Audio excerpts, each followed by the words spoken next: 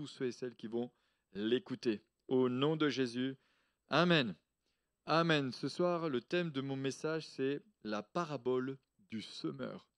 J'aimerais vous partager la parabole du semeur. Il y a quelques jours, quand j'ai regardé sur le planning celui qui devait porter la parole ce soir, et j'ai vu que c'était moi, je me suis réjoui, mais j'ai dit, Seigneur, qu'est-ce que je vais bien pouvoir leur dire? Et ça m'est venu à l'esprit la parabole du semeur, et on va la lire ensemble. Alors la parabole du semeur, on la retrouve dans Marc au chapitre 4 du verset 1 à 20. On la retrouve encore dans Luc au chapitre 8 du verset 4 à 15. Et on la retrouve dans l'évangile de Matthieu, chapitre 13, du verset 1 au verset 23. Alors on va prendre notre Bible et on va la lire tranquillement ensemble. Jésus se mit de nouveau à enseigner au bord de la mer.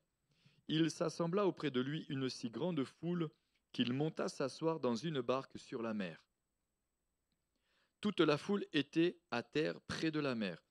Il les enseignait longuement en paraboles et leur disait dans son enseignement: Écoutez le semeur, écoutez, le semeur sortit pour semer. Donc quand on regarde un petit peu le contexte de cette parabole qui a été écrite et dite par Jésus, on en retrouve d'autres. On trouve juste après la parabole de la lampe, encore un petit peu plus loin, la semence, le grain de moutarde. On se rend compte que là, tout autour, il y a plusieurs paraboles qui sont partagées par Jésus. Je continue. Écoutez. Le semeur sortit pour semer. Comme il semait, une partie de la semence tomba le long du chemin. Les oiseaux vinrent et la mangèrent. Une autre partie tomba dans un endroit pierreux, où elle n'avait pas beaucoup de terre. Elle leva aussitôt parce qu'elle ne trouva pas une terre profonde. Mais quand le soleil se leva, elle fut brûlée et sécha, faute de racines. Une autre partie tomba dans les épines montèrent et l'étouffèrent, et elle ne donna point de fruits. Une autre partie tomba dans la bonne terre. Elle donna du fruit qui montait et croissait. Un grain en rapportant 30, un autre 60 et un autre 100. Puis il dit, que celui qui a des oreilles entende. Que celui qui a des oreilles pour entendre, entende. Ça nous rappelle ce qui est dit dans l'Apocalypse, que celui, lorsque l'Esprit s'est adressé à l'Église, que celui qui a des oreilles pour entendre, entende. Ce que l'Esprit dit aux églises. Et le verset 10 dira, lorsqu'il fut en particulier, ceux qui l'entouraient, avec les 12, l'interrogèrent sur les paraboles. Et Jésus va leur dire une phrase qui m'a interpellé une fois de plus, et à chaque fois que je lis cette phrase, ça m'interpelle toujours, mais je vais peut-être donner au moins un élément de réponse par rapport à ça, c'est le verset 11 et 12. Il leur dit, c'est à vous qu'a été donné le mystère du royaume de Dieu. Mais pour ceux du dehors, tout se passe en parabole. Je rappelle simplement que Jésus est venu premièrement pour les Juifs, premièrement pour le peuple d'Israël. Il est venu pour se révéler à son peuple qui est le peuple élu de Dieu. Il dira, afin que tous, tout en regardant bien, ils ne voient pas, et qu'en entendant bien, ils ne comprennent pas, de peur qu'ils ne se convertissent et qu'il ne leur soit pardonné. C'est le même Jésus où il est écrit « Car Dieu a tant aimé le monde qu'il a donné son Fils unique afin que quiconque croit en lui ne périsse pas, mais qu'il ait la vie éternelle. » Là, on peut se dire « Mais Seigneur, pourquoi cette phrase? Pourquoi cette phrase se retrouve en plein milieu ?» Verset 13, il leur dit encore « Vous ne comprenez pas cette parabole, comment donc comprendrez-vous toutes les autres paraboles ?» Et puis, il va donner une explication. Le semeur sème la parole. Ceux qui sont le long du chemin, où la parole est semée, ce sont ceux qui ne l'ont pas plutôt entendu que Satan arrive et enlève la parole qui a été semée en eux. Et de même, ceux qui ont reçu la semence dans les endroits pierreux, ce sont ceux qui entendent la parole et la reçoivent aussitôt avec joie. Mais ils n'ont pas de racine en eux-mêmes. Ce sont les hommes d'un moment. Et dès que survient la tribulation ou la persécution à cause de la parole, ils y trouvent une occasion de chute. D'autres ont reçu la semence parmi les épines. Ce sont ceux qui entendent la parole, mais en qui les soucis du monde, la séduction des richesses et l'invasion des autres convoitises étouffent la parole et la rendent infructueuse. D'autres ont reçu la semence dans la bonne terre. ce sont ceux qui entendent la parole, l'acceptent et portent du fruit. Un grain en donne 100, un grain en donne 30, un autre 60 et un autre 100. Amen. Alors, premièrement, qu'est-ce qu'une parabole? Qu'est-ce qu'une parabole? Premier élément de réponse grâce à l'étymologie, le mot parabole vient du grec parabolé, qui signifie comparaison. Parabole, c'est comparaison. En hébreu, c'est le mot macha, qui correspond au terme parabole. Il se traduit par énigme. Et c'est vrai que Jésus, le Fils de Dieu, vient sur la terre pour parler avec des énigmes à ses disciples. Je me dis quand même, pourquoi Jésus n'était pas directement plus clair? Mais je trouve aussi que, moi j'aime les paraboles dans la Bible et j'aurais tellement aimé être au pied de Jésus pour l'écouter, nous raconter tellement de belles histoires, tellement de belles paraboles. Jésus, lorsqu'il enseignait ses disciples, il prenait toujours soin de, de donner des images, de donner des métaphores, de parler avec, non pas simplement avec des énigmes, mais de parler avec des images qui soient parlants. Amen. Donc de temps en temps, vous pouvez dire Amen. Hein. Donc, par ces deux étymologies, nous voilà un peu plus avancés pour comprendre le sens du terme parabole. Une parabole est un court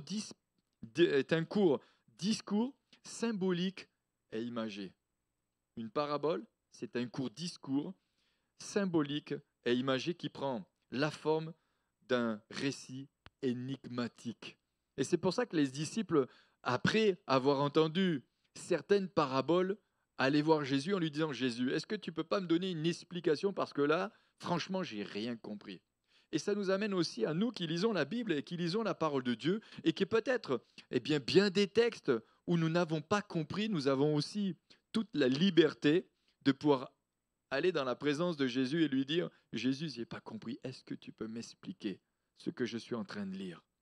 Dans les Écritures, les écrivains bibliques ont recours à toutes sortes de genres et de procédés symboliques pour transmettre la parole transcendante, c'est-à-dire la parole élevée, la parole sublime. Je rappelle simplement que la parole de Dieu est une parole inspirée de Dieu.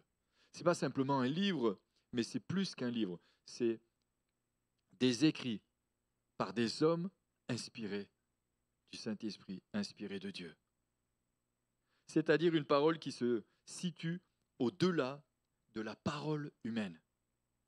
Les paraboles font partie de ces procédés et servent à exprimer des réalités qui dépassent les catégories de la sensibilité ou de l'intelligence humaine. Amen. Ça dépasse notre intelligence, ça dépasse nos capacités, ça dépasse notre intelligence humaine. Les paraboles font partie de ces procédés et servent à exprimer des réalités qui dépassent les catégories de la sensibilité ou de l'intelligence humaine. Jésus était le meilleur de tous les conteurs. Jésus était le meilleur et est le meilleur de tous les conteurs. Ça devait être extraordinaire d'être assis au pied de Jésus. Ça devait être quelque chose d'incroyable. Et on voit au début du texte, Jésus se mit à de nouveau enseigner au bord de la mer. Il s'assembla auprès de lui une si grande foule qu'il monta s'asseoir. S'asseoir où? Dans une barque sur la mer. Jésus n'avait pas peur de l'agitation des gens, mais il ne voulait pas être bousculé par toutes les personnes. Donc il s'asseyait sur une barque légèrement reculée afin que quand il parlait avec ses paroles rebondissaient, si je puis dire ça comme ça, sur la mer pour que tous ceux et celles qui étaient là puissent bien entendre ce que Jésus avait à dire.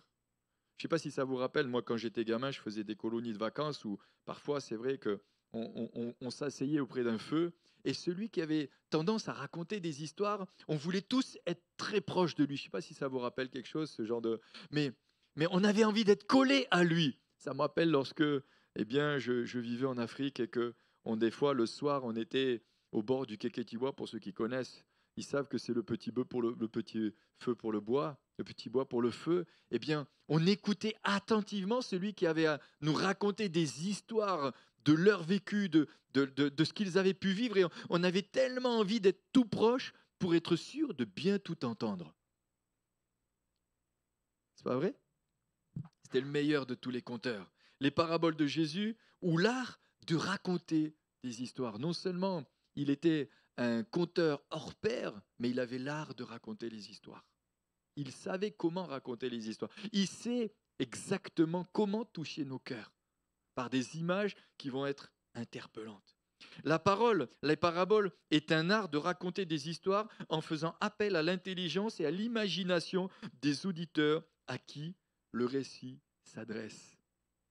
C'est vrai que là, si je m'arrêtais juste maintenant, eh bien, on a tous dans notre imagination la semence qui tombe le long du terrain, le long du chemin. On a tous l'image de la semence qui tombe dans les endroits pierreux. On a tous l'image de la semence qui tombe dans les épines et qui est en train de l'étouffer, ou dans les ronces qui est en train de l'étouffer. Ou l'image de la semence qui tombe dans la bonne terre. Non, vous n'avez pas cette image, vous, dans votre être intérieur? Moi, je visualise ces choses-là. Je le vois. Je vois cette belle terre. En plus, j'habite dans un endroit où derrière, il y a d'immenses champs. Et je vois, quand la terre est bien retournée, je me dis, là, ça va tomber dans de la bonne terre. C'est pour ça, d'ailleurs, qu'on y met un petit peu de fumier. Et quand je vais courir le matin de bonne heure, ça ne sent pas toujours très bon. Où on voit le fumier qui fume. Parce qu'on se dit, lui, il va être bientôt répandu sur la terre pour que la terre soit bien bonne, pour que la semence qui va tomber puisse porter du fruit. Notons à ce titre que les paraboles sont des paroles rapportées.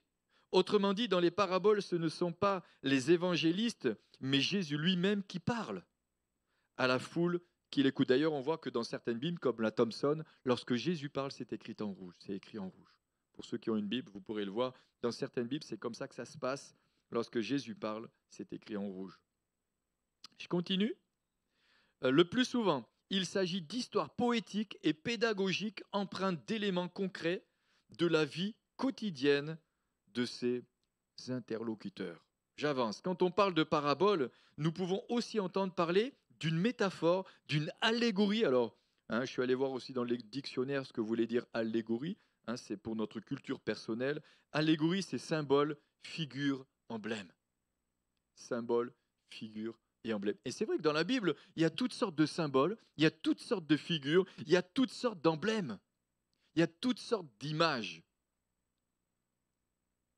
Merci pour les amens. Donc, quand on parle de parabole, nous pouvons aussi entendre parler d'une métaphore, d'une allégorie, d'une histoire ou d'un récit imagé. En résumé, une parabole est une manière de parler par image. Et c'est ça qui est extraordinaire. Et j'ai envie de dire, ou je vais le dire comme ça, c'est génial. Moi, j'aime. Il va prendre une image, il va me parler avec une image. Et j'ai remarqué que parfois, nous pouvons faire de grands discours et on ne retient rien. Il nous suffit d'une image pour qu'on a retenu le discours. Une petite image. Quelque chose qui nous marque, qui a un impact, ça nous, ça nous transcende. Ça nous percute intérieurement, ça nous touche, l'image, on s'en rappelle.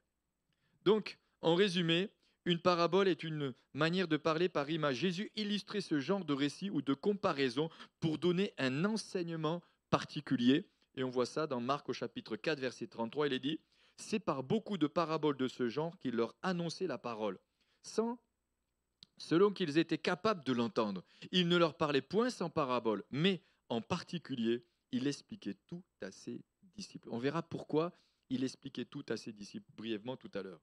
On compte plus ou moins 50 paraboles dans le Nouveau Testament. Je ne sais pas si vous les avez toutes comptées, mais dans le Nouveau Testament, il y a environ une cinquantaine de paraboles.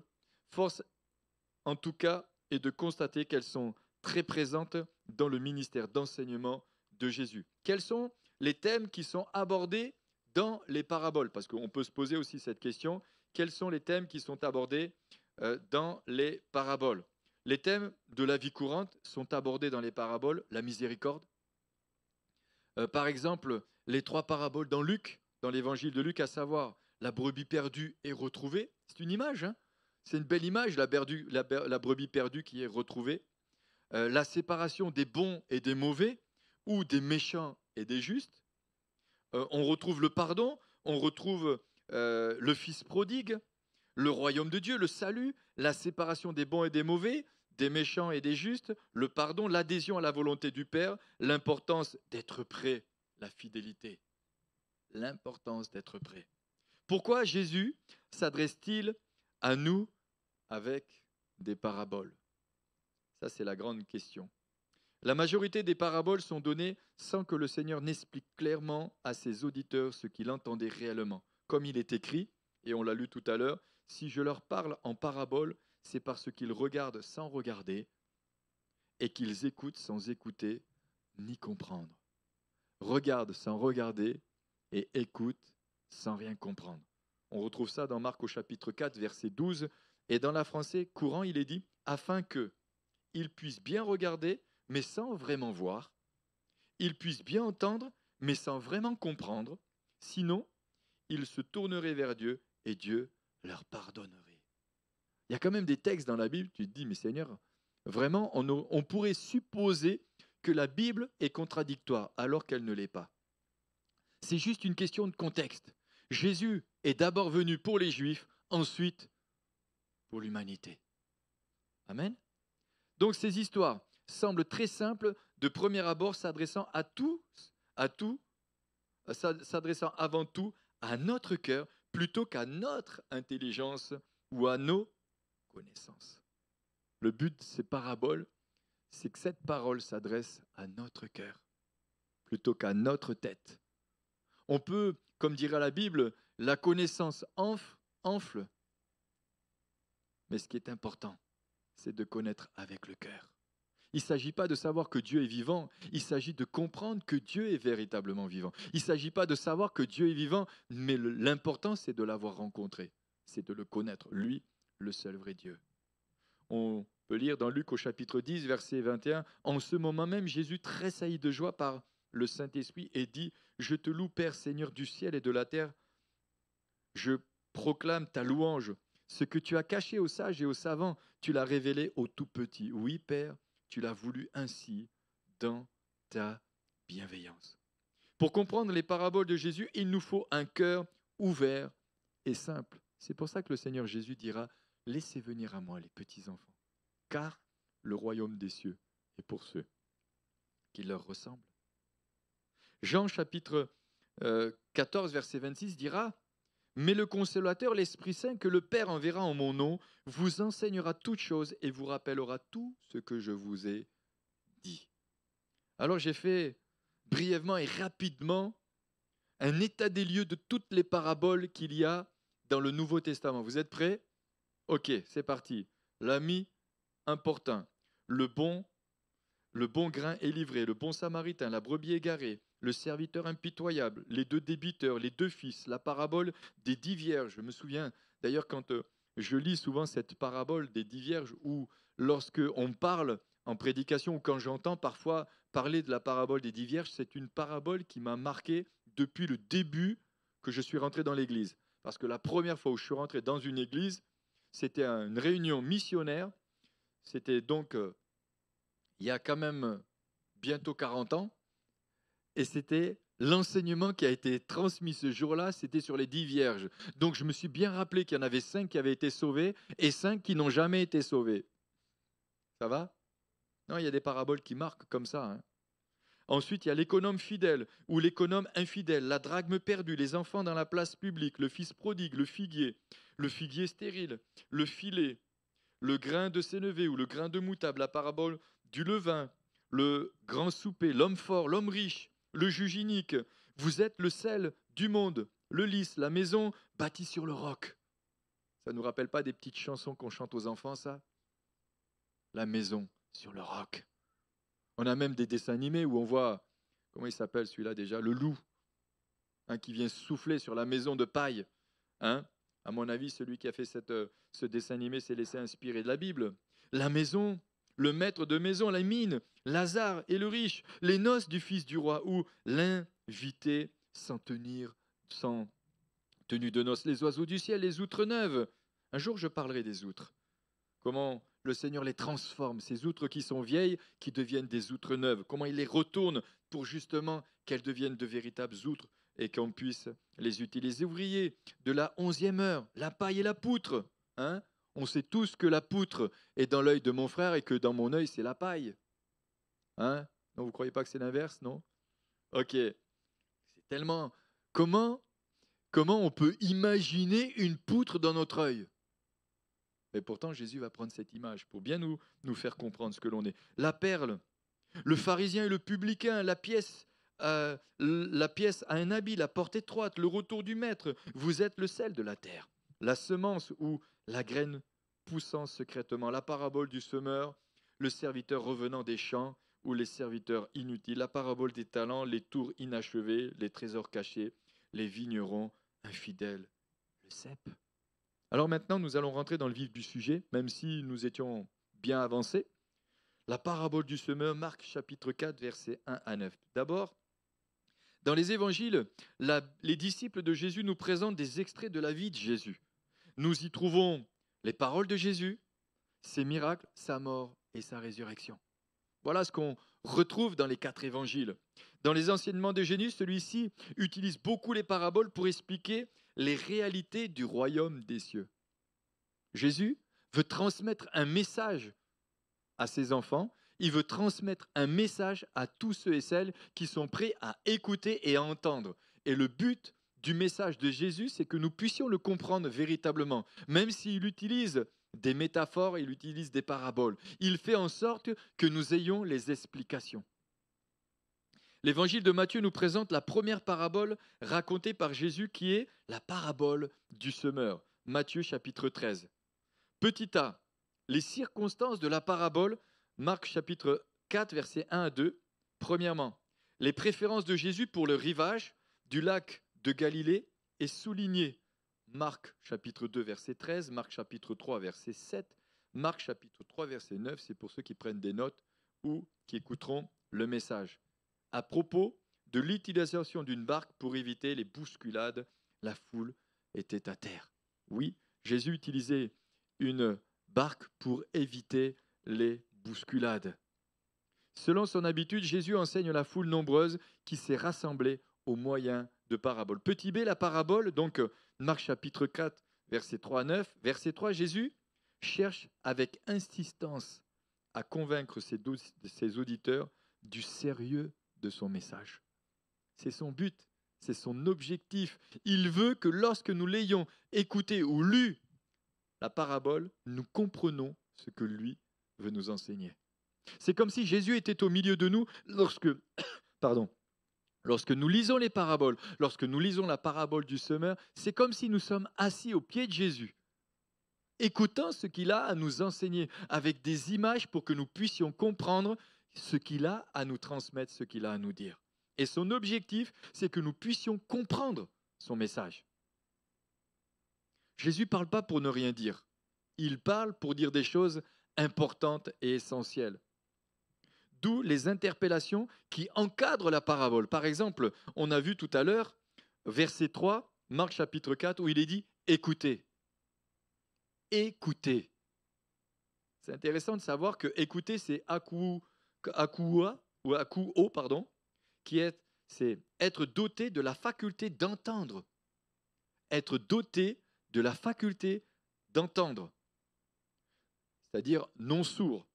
Considérer ce qui est ou a été dit, comprendre, percevoir le sens de ce qui est dit, percevoir par l'oreille ce qui est annoncé devant nous. C'est-à-dire prêter l'oreille à un enseignement. C'est comprendre, c'est assimiler, c'est tenir compte, c'est exaucer, c'est obéir et c'est annoncer.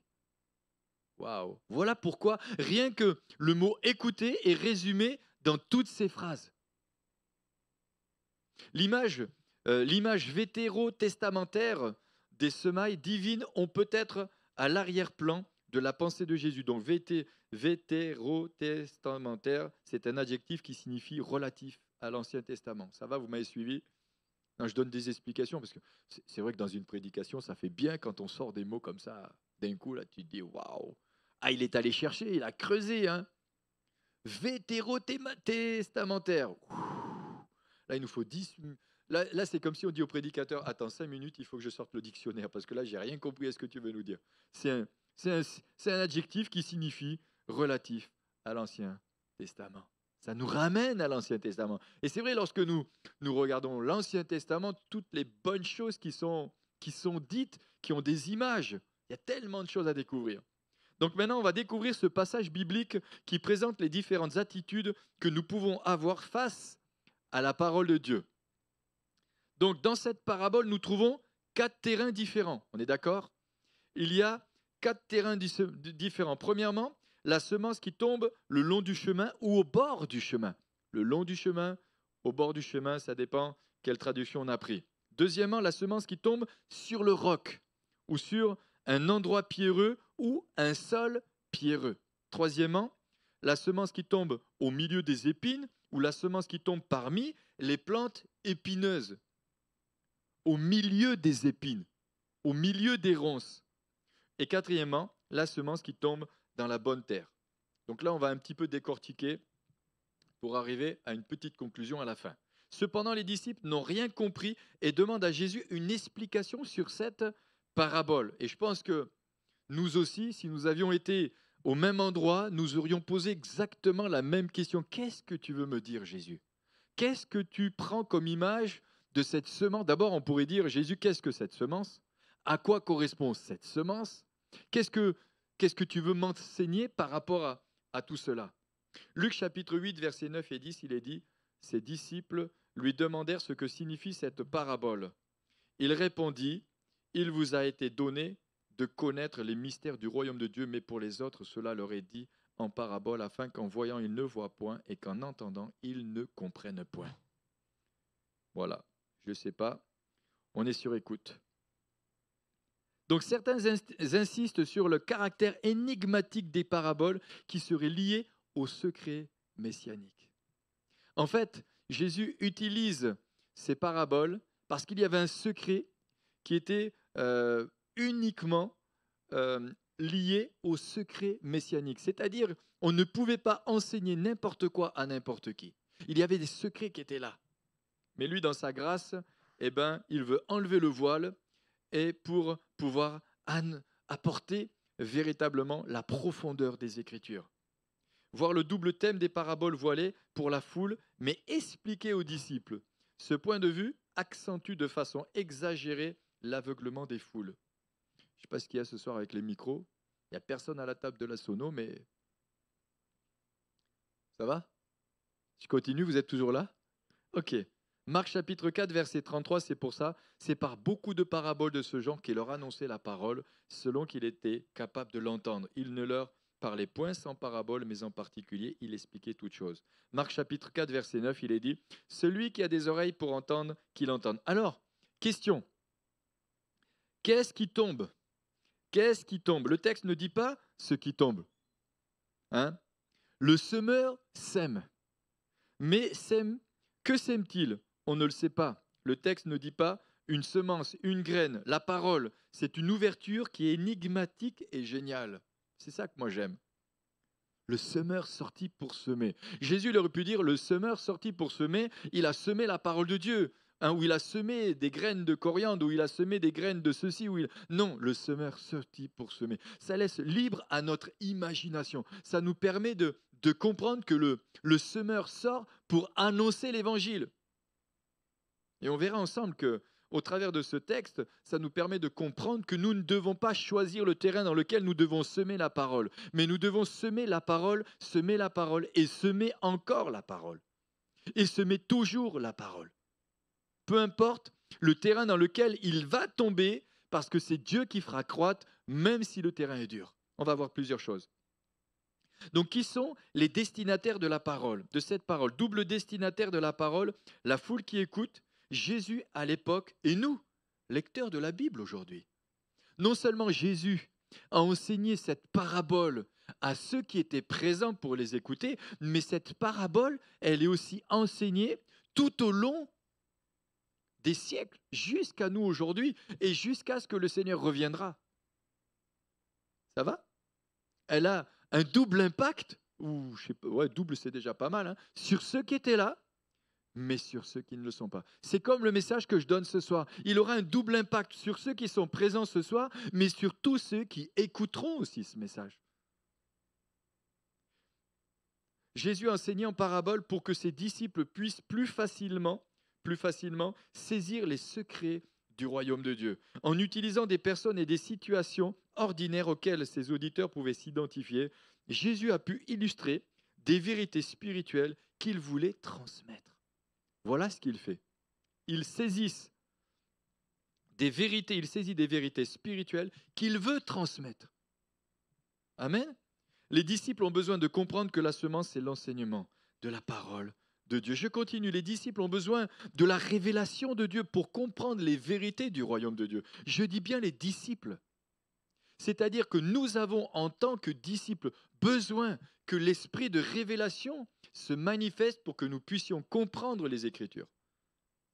Jean chapitre 10, versets 51 et 52 dira « Je suis le pain de vie, je suis le pain vivant qui est descendu du ciel. Si quelqu'un mange de ce pain, il vivra éternellement. Et le pain que je donnerai, c'est ma chair, que je donnerai pour la vie du monde. » Là-dessus, les Juifs disputaient entre eux, disant « Comment peut-il nous donner sa chair à manger ?» On voit là à nouveau Jésus qui utilise une métaphore, une parabole, une image. Et plusieurs n'ont pas compris, ils étaient fâchés, ils étaient en colère, ils se chamaillaient. Mais comment celui-là peut-il nous dire que pour vivre, il faut que je mange de sa chair? Bien sûr que c'est incompréhensible. Humainement, charnellement, ce n'est pas possible de comprendre. Encore plus à cette époque. Aujourd'hui, nous avons les Écritures, nous avons la parole de Dieu pour que nous puissions comprendre ce qui est dit. Premièrement, on va plus loin maintenant. La semence qui tombe le long du chemin, qu'est-ce que cela représente? Ça représente la dureté de cœur. Ça représente ceux qui sont insensibles, indifférents. Lorsque la semence tombe le long du chemin, ça représente un cœur qui est dur, un cœur qui est incapable d'emmagasiner cette semence. C'est un cœur qui est insensible à la parole de Dieu, qui est indifférent. Ce sont ceux qui sont indifférents, qui sont incrédules. Ce sont ceux qui sont sous l'influence du diable. Ce sont ceux qui ont le cœur dur, ceux qui refusent de croire. Jésus explique cette insensibilité par l'intervention de Satan, de l'adversaire. Il est dit, qu'est-ce qui se passe lorsque la semence tombe le long du chemin? Il est dit, au verset 15, ceux qui sont le long du chemin où la parole est semée, ce sont ceux qui ne l'ont pas plutôt entendu, que Satan arrive et enlève la parole qui a été semée en eux. Satan vient et enlève. L'image des oiseaux, c'est l'image de Satan qui vient immédiatement après pour enlever la semence qui a été ensemencée dans le cœur, pour l'empêcher d'être arrosé et de croître. Cela revient à un combat spirituel. C'est un combat spirituel. Le texte dit que Satan lui-même enlève de leur cœur la semence pour qu'ils ne croient pas et qu'ils ne soient pas sauvés. Et qu'ils ne soient pas sauvés. Non seulement il ne veut pas qu'ils croient, mais il ne veut pas qu'ils soient sauvés. La Bible dit, celui qui croira et qui sera sauvé. Je continue. Les oiseaux dans le texte représentent le diable. En même temps, il est très difficile pour une graine de tomber sur un sol aussi dur. C'est impossible. Un terrain qui est dur, la graine, elle a tellement de mal. Il suffit d'un coup de vent pour qu'elle se retrouve ailleurs. Connaissez-vous l'expression qui dit « ce que l'on te dit, ça entre par une oreille et ça sort par l'autre » ? Connaissez cette expression ? En lien avec cette parabole, nous pouvons dire un peu la même chose. La semence ne trouve pas de terre où se fixer, la parole n'atteint jamais vraiment le cœur. Le bord du chemin, c'est donc une insensibilité à la parole de Dieu. La bonne nouvelle, c'est quoi? C'est que la semence continue de semer. C'est que le semeur continue de semer. Et c'est là que nous devons persévérer. Et lorsque nous rencontrons dans l'évangélisation des terrains durs, ça ne doit pas nous empêcher de continuer à semer la parole de Dieu, jusqu'à ce que nous ayons des cœurs qui reçoivent la parole. Ça nous encourage. Malgré tout, c'est la grâce de Dieu, c'est cette persévérance, c'est ça l'évangile, la bonne nouvelle. Alors j'ai mis quelques sujets pour aller plus loin. Prions pour que l'évangélisation porte du fruit, que le diable ne vienne pas enlever des cœurs la semence de vie. Et lorsque nous évangélisons, c'est bon d'y être à plusieurs. Et quand nous évangélisons des personnes, si nous sentons que le cœur est dur et que nous arrivons à leur transmettre quelques paroles de vie, prions pour que cette semence porte du fruit un jour. On dit qu'il faut à peu près 4 ans entre le moment où on a évangélisé quelqu'un et le temps où elle vient à la nouvelle naissance. Certains parlent de 4 ans, 4 années. Je continue encore. C'est la grâce de Dieu, c'est la persévérance, c'est l'évangile, c'est la bonne nouvelle. Prions pour que l'évangélisation porte du fruit, que le diable ne vienne pas enlever des cœurs la semence de vie, la parole de Dieu. Le rôle de l'intercession est important dans l'évangélisation. Et c'est pourquoi c'est tellement important dans l'évangélisation d'intercéder pour les personnes que nous évangélisons. Prions aussi pour que les rencontres soient bonnes ou productives lors de l'évangélisation. Deuxièmement, la semence qui tombe dans un endroit pierreux. La semence qui tombe sur le roc, le sol plein de pierres. C'est vrai que ça ne fait pas envie quand même. Semer dans ce genre de champ représente des auditeurs émotifs. Ça représente aussi des auditeurs instables. Ils reçoivent la semence, ils sont heureux, ils sont joyeux. C'est ce que la Bible nous dit. Et de même, ceux qui ont reçu la semence dans les endroits pierreux, ce sont ceux qui entendent la parole et la reçoivent avec joie. Immédiatement, ils sont joyeux, ils sont heureux, ils poussent des cris de joie, ils sont tellement heureux, ils ont vécu quelque chose d'incroyable. Ils sont contents de recevoir la parole, mais celle-ci ne rentre pas dans leur cœur. Ça va ? Je continue. On pourrait parler d'un accueil superficiel, même s'ils sont sincères. Dans la parabole, la graine pousse dans un sol plein de pierres. Elle pousse même tout de suite, mais elle sèche presque immédiatement. La chaleur vient, le chaud vient, et elle sèche. Ce qu'elle produit, c'est la joie, une émotion, une expérience instantanée. Et on pourrait faire des constats et des bilans. Combien de fois nous l'avons vu ? Des gens que nous avons annoncé l'évangile, ils ont vécu quelque chose sur le moment. Ils ont vécu une émotion. Mais était-ce la nouvelle naissance ou simplement une expérience avec Dieu ? Parfois, c'est juste une expérience, ce n'est pas la nouvelle naissance. J'avance. En réalité, on sait qu'une parole a pris racine quand elle résiste à l'épreuve du quotidien.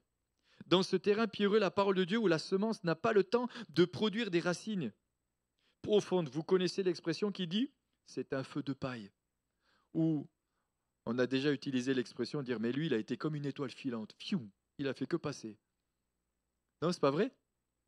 Bon, ça, c'est notre jargon. Ok, je continue. C'est dommage, car cet endroit ne laisse pas le temps à la semence de s'enfoncer profondément dans le cœur. Les pierres sont là, elles ne laissent pas la capacité à la semence de s'enfoncer.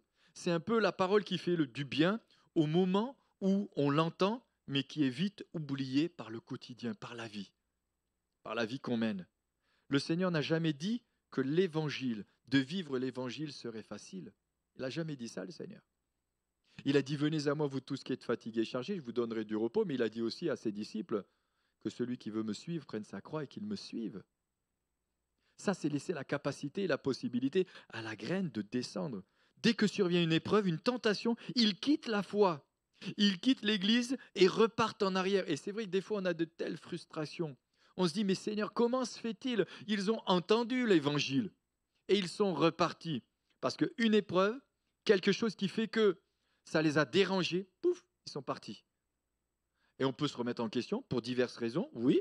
Peut-être qu'on ne les a pas suffisamment entourés, on verra ça plus tard, mais peut-être simplement parce que la semence est tombée dans une terre pierreuse, où elle n'a pas eu le temps de prendre racine. Elle n'a pas eu le temps de s'enfoncer.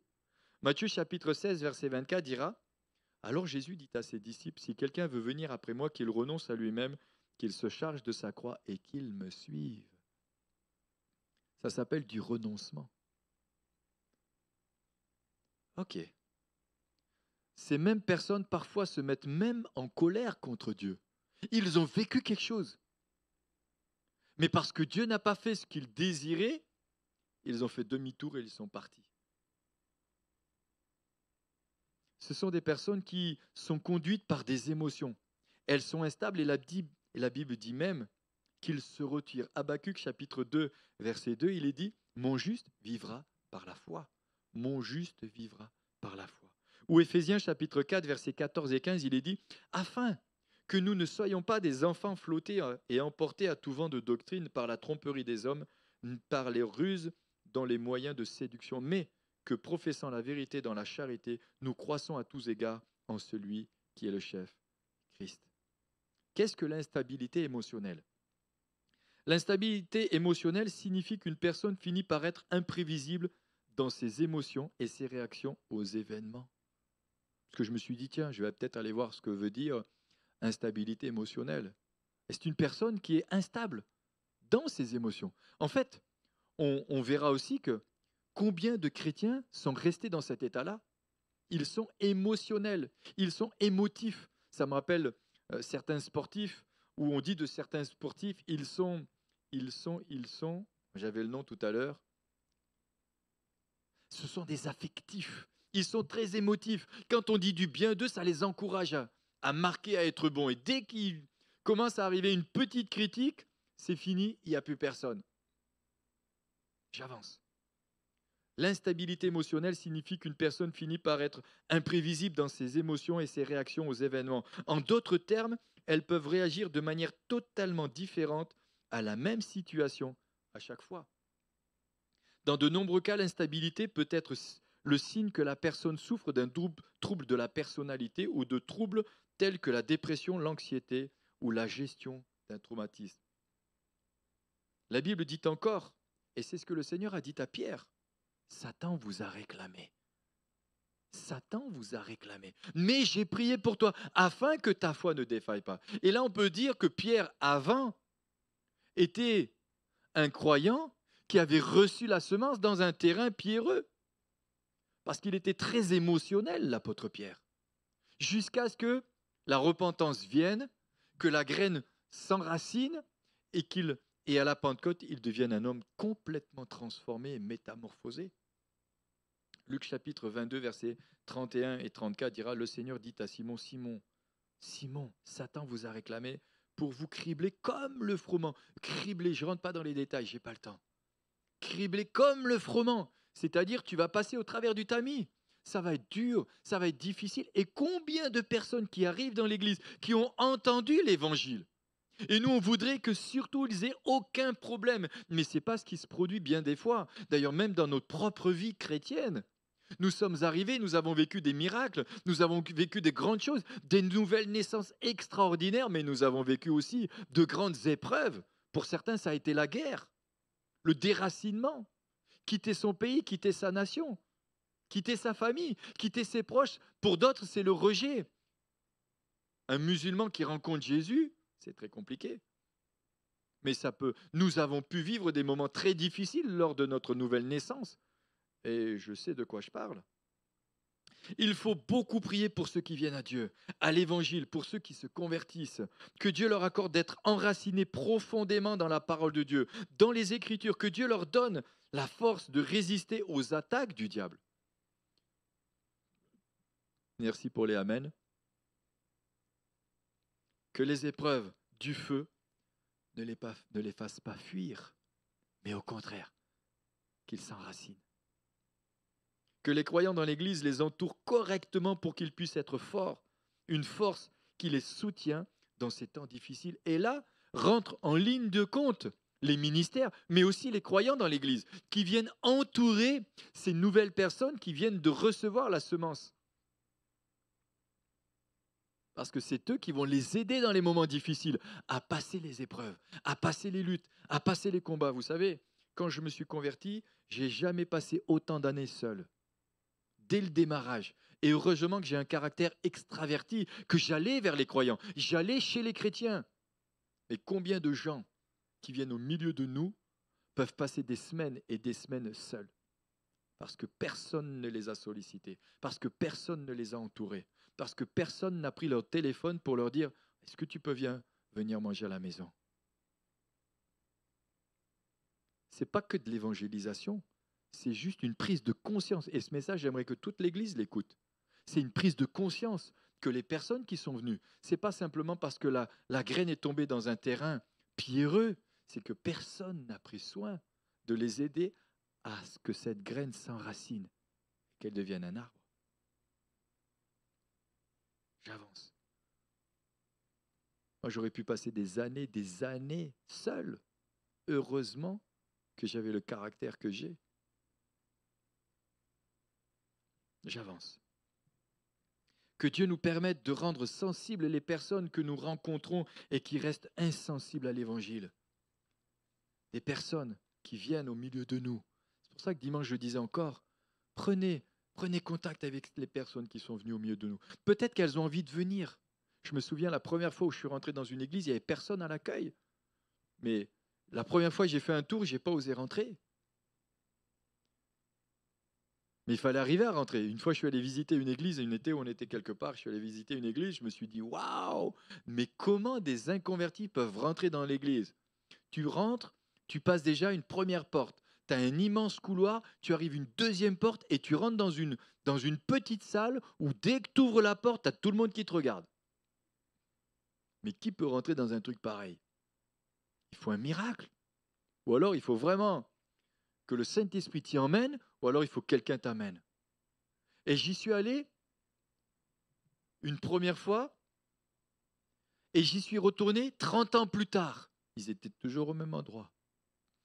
Et puis quand le prédicateur a prêché le message, j'étais au fond, et je me souviens, ça m'a fait sourire, je me suis dit, ils doivent tous penser que je suis un païen qui vient d'arriver. Et je me suis dit, non, mais s'il fait un appel, je ne vais quand même pas lever la main, je suis pasteur quand même. Mais c'est un défi. On doit être accessible pour ces personnes. Et ce n'est pas simplement que la semence qui est tombée dans l'état de leur cœur. C'est comment moi je fais pour que cette semence, elle prenne vie en eux. Troisièmement, la semence qui tombe qui tombe au milieu des épines, elle représente ceux qui écoutent la parole de Dieu, mais qui laissent les soucis étouffer cette parole. Combien de personnes que nous pouvons évangéliser nous parlent des problèmes qu'ils rencontrent, des difficultés qu'ils rencontrent, des soucis qu'ils ont. Ce sont les épines qui étouffent. Le troisième exemple de Jésus, le sol couvert de plantes épineuses. Ce sont les gens qui entendent la parole mais qui s'inquiètent pour les choses de ce monde. Qui s'inquiètent des choses de ce monde. Ils cherchent de fausses richesses. Ils ont beaucoup d'autres désirs. À cause de cela, la parole est étouffée et elle ne produit rien. Leur objectif, ce n'est pas Jésus, c'est la vie qui mène, c'est les richesses. Ici, la graine ne pousse même pas, mais moins à cause de la terre elle-même qu'à cause des plantes épineuses qui sont déjà poussées. Elle ne pousse pas parce que la place est prise. C'est un endroit où la place est déjà prise. C'est comme si quand la graine, elle arrive dans le cœur, là, il y a quelqu'un qui lui dit « Non, non, j'y suis déjà, il n'y a pas de place pour toi, tu restes dehors. » Ce sont les soucis, les épines. On verra que les épines sont une malédiction finalement et en réalité. Matthieu chapitre 11, verset 28-30, il dit « Venez à moi, vous tous qui êtes fatigués et chargés, et vous trouverez du repos. » C'est pourquoi, lorsque nous annonçons l'évangile, eh bien, nous pouvons dire à ces personnes dans la souffrance ou qui sont avec un cœur épineux que Jésus veut leur donner du repos. Il y a beaucoup de gens qui sont des sympathisants, ils aiment l'enseignement, ils aiment la Bible, ils aiment les Écritures, mais finalement, ils ne se donnent pas vraiment au Seigneur. Parce qu'ils ont d'autres objectifs, on verra après.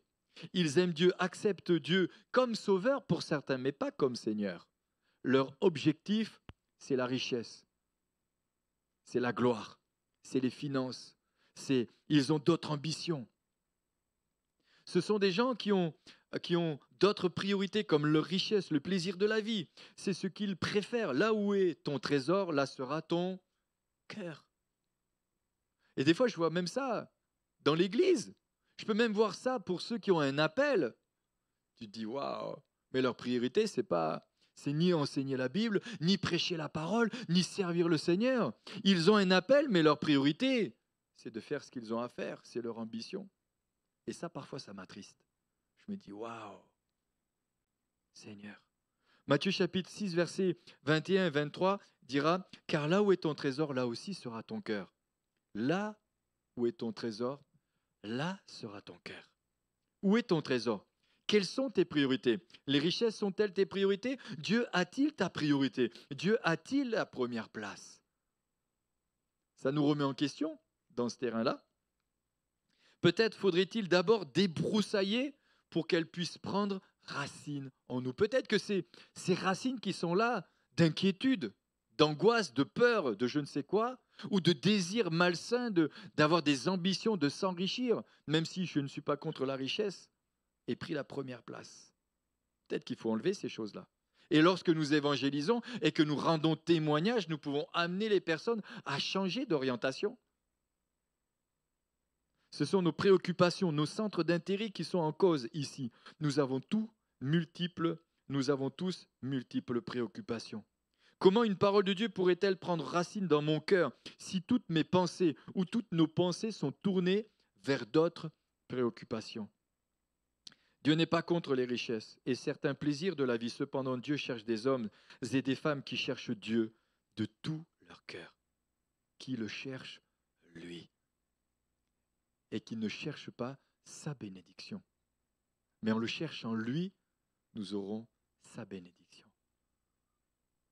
C'est intéressant quand même. Hein? J'en suis qu'à la 3e, je ne suis pas tout à fait fini. Mais comme je vous ai, je vous garde. Je finis.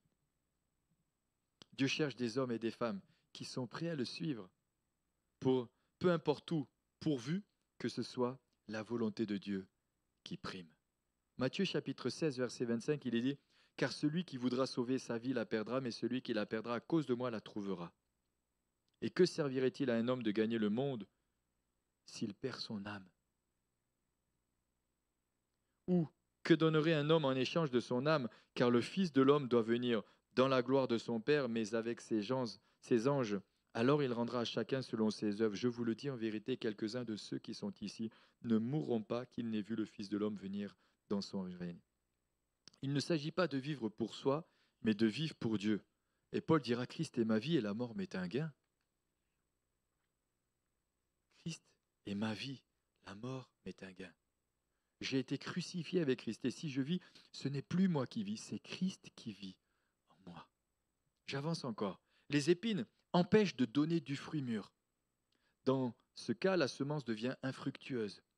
Dans les Écritures, les épines sont donc une expression de la malédiction, une conséquence du péché, de la volonté de l'homme qui s'oppose à la pensée de Dieu. C'est une confrontation. La volonté de l'homme qui s'oppose à la pensée de Dieu, qui s'oppose à la volonté de Dieu. Donc la semence ne peut pas venir parce qu'elle rencontre une opposition à la pensée de Dieu. Les ronces et les épines, une image de malédiction du péché qui repose sur la création. Genèse chapitre 3 verset 18. Il te produira des épines et des ronces et tu mangeras de l'herbe des champs. Des épines dans les yeux du peuple d'Israël, image de l'aveuglement. Les épines sont une image de l'aveuglement. Josué chapitre 23 verset 13. Soyez certains que l'Éternel, votre Dieu, ne continuera pas à chasser ces nations devant vous, mais elles seront pour vous un filet et un piège, un fouet dans vos côtes et des épines dans vos yeux. Waouh! Des épines dans vos yeux. Pour revenir sur les richesses, Dieu parle de séduction des richesses et l'invasion d'autres convoitises. Voilà la semence qui vient dans un cœur qui est assoiffé de richesses et qui est séduit par les richesses et l'invasion d'autres convoitises. Romains chapitre 12, verset 2, « Ne vous conformez pas au siècle présent, mais soyez transformés par le renouvellement de l'intelligence, afin que vous discerniez quelle est la volonté de Dieu, ce qui est bon, agréable et parfait. » La parole de Dieu, pour porter du fruit en nous, doit pouvoir respirer. Les épines l'étouffent, mais pour qu'elle vive, elle a besoin d'espace dans nos cœurs. Elle ne produit rien en nous si la place est déjà prise, si elle est étouffée par des désirs profonds, des préoccupations ou des ambitions qui proviennent d'ailleurs. Et puis, quatrièmement, la semence qui tombe dans la bonne terre. La bonne terre représente un cœur bien préparé. Là, on se dit, ouf, enfin, on arrive à moi. Non? Mais on va voir après, en conclusion, d'autres choses. Premièrement, un cœur qui est prêt pour recevoir la semence qui va porter du fruit. C'est celui qui l'écoute, celui qui lui laisse le temps de prendre racine, celui qui lui laisse une place de choix dans sa vie, dans ses projets, ses préoccupations. La bonne terre sont les auditeurs qui sont réceptifs à la parole, qui la reçoivent et qui vont la mettre en pratique. Des auditeurs qui vont laisser la semence grandir en eux. Ce sont des auditeurs qui laissent la parole de Dieu renouveler leur cœur. La parole tombe et leur cœur est renouvelé. Il est transformé. Ce sont des personnes qui laissent la semence venir en eux et les transformer, les façonner, leur donner de pouvoir avoir cette révélation de qui est Dieu. Voilà ce que fait la semence. Ce sont des auditeurs qui ont un cœur honnête. Ils retiennent et portent du fruit par la persévérance. Ce sont des gens qui deviennent productifs. Non, mais quand je dis des bonnes choses, vous pouvez dire amen. Hein. Ils deviennent productifs. Ils portent du fruit. Ils portent du fruit. La Bible dit que si vous portez du fruit, c'est ainsi que votre Père sera glorifié. Jean chapitre 15, verset 8. L'accent de la parabole porte sur la bonne terre. Et là, dans ce texte, nous voyons que l'accent qui est mis par Jésus, ce n'est pas forcément les autres terrains, c'est surtout la bonne terre.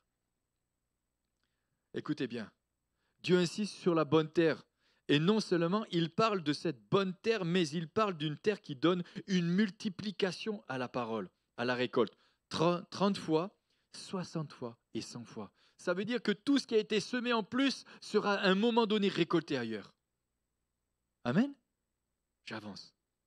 Cela permet d'équilibrer les pertes de graines et sont tombées le long du chemin dans un terrain pierreux et dans un terrain dans les épines. Malgré les échecs et les déceptions, le royaume de Dieu vient par sa promesse d'une moisson qui dépasse toute attente. La moisson vient. Des moments où l'on produit 60 ou 100. Il y a aussi des moments où les progrès sont moins flagrants, où l'on produit seulement 30 ou 10. Au moins des fruits encore, peu importe, mais le fruit est là. Le fruit est porté. Mais la constante est que la parole de Dieu, lorsqu'elle est vraiment reçue, produit du fruit en nous. Et puis, pour conclure, nous avons parlé des terrains très peu du semeur.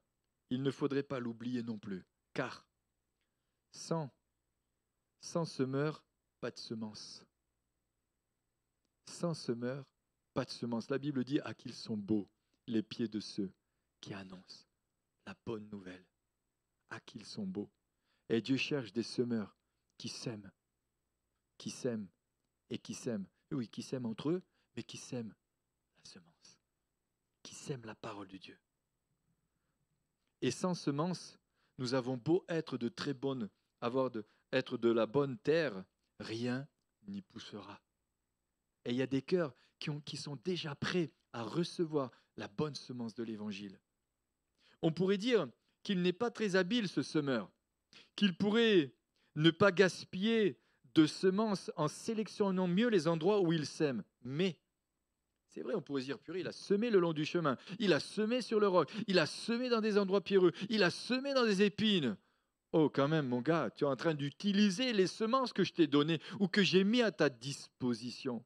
Mais, moi, je crois que le Seigneur, il a plus d'un tour dans son sac. C'est qu'avec le temps, peut-être la semence qui est tombée dans un cœur dur, elle finira par se fissurer, ou il finira par se fissurer pour laisser la possibilité à cette graine de pousser. Ah, ça nous fait réfléchir. Hein. Et là, quand je suis en train de parler, j'imagine une terre tellement craquelée et aride, avec on l'a déjà vu ça, hein, une petite herbe qui pousse. Et en fait, on ne regarde plus ce qui est autour, on est en train de regarder cette petite herbe qui est en train de pousser. C'est pas vrai? Si, c'est vrai. Dites au moins oui, c'est vrai quand même. Je continue, écoutez. Qu'il pourrait ne pas gaspiller de semences en sélectionnant mieux les terrains, les endroits où la semence. Mais ce n'est pas un hasard si son geste est large et s'il sème même dans des terrains peu propices, c'est parce qu'il n'en a pas, parce qu'il n'en n'est pas de notre cœur comme d'un champ dans la nature. Notre cœur est précieux. Et le cœur de ceux qui sont dans ce monde est précieux pour Dieu. Aujourd'hui, il est peut-être dur, dur comme de la pierre, mais demain, il peut devenir une bonne terre. Il est peut-être pierreux, mais demain, il peut devenir une bonne terre. Il est peut-être dans les épines, mais demain, une bonne terre qui a été ensemencée à un moment et qui a porté du fruit plus tard. On pourrait parler de Paul, de Saul de Tarse qui est devenu l'apôtre Paul, et on pourrait parler de moi-même ou de nous-mêmes qui avons reçu la parole à un moment donné et qui a pris son temps pour que nous devenions disciples du Seigneur Jésus. Et quand je pense à mon frangin, où il lui a fallu plus de 27 ans, je me dis, waouh, c'était quel style de cœur au départ? Peu importe, l'essentiel, c'est le résultat. On pourrait sélectionner les personnes à qui parler de Jésus. On pourrait, dès qu'on rencontre une personne avec un cœur dur, se dire, non, je ne vais pas lui parler à lui. Lui, non, il a trop de soucis. Non, non, on pourrait aussi faire ça. Mais le Seigneur nous invite à annoncer l'Évangile. Jette ton pain à la surface des eaux, car avec le temps, tu le retrouveras. On pourrait, Ecclésiaste chapitre 11, verset 1, jette ton pain à la surface des eaux, car avec le temps, tu le retrouveras. 2 Timothée chapitre 4, verset 2, prêche la parole, insiste en toute occasion, favorable ou non, reprend, censure, exhorte, car avec le temps, en exhortant avec toute douceur et en instruisant. Notre cœur peut changer en bien ou en mal. Et puis écoutez bien, et même dans les terrains les plus arides, toutes les semences ne sont pas enlevées par les oiseaux. Une semence restée stérile pendant des années peut finir par prendre racine et germer dans un cœur transformé. Ah oui, ça peut. Ça peut. D'ailleurs, regardez bien, on voit parfois du goudron fissuré parce qu'une plante est sortie. On le voit. Avec la parabole du semeur et son explication, nous avons ici une parabole remarquable où Jésus nous invite à faire preuve de pédagogie, de patience, de disponibilité de cœur et d'esprit. Demandons au Seigneur que notre cœur soit une bonne terre, disponible et fertile, où sa parole pourra prendre racine et porter du fruit. Lorsque la parole de Dieu est semée par la prédication, le témoignage ou simplement la lecture de la Bible, tout le monde ne la reçoit pas de la même façon. C'est pour ça qu'on prie souvent cette prière, et je le fais souvent, que ta parole ne retourne jamais à toi sans avoir produit ton effet. Il suffit peut-être d'un homme qui a un cœur dur, qui lise simplement un verset de la parole de Dieu pour donner sa vie à Jésus.